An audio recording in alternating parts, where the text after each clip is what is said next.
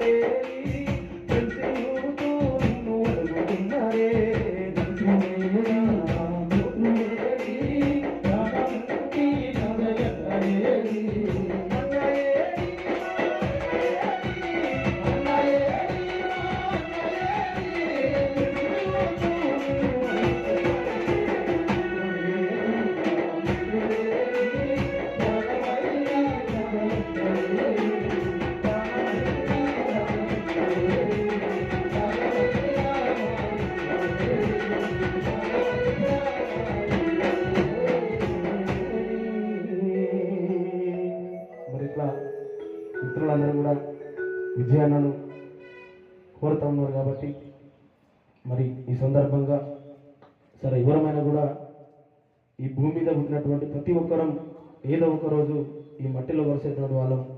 కాకపోతే ఒక 60-70 సంవత్సరాల వయసు ఉన్నటువంటి వ్యక్తి చనిపోతే కొద్దిగా బాధ అనిపిస్తుంది.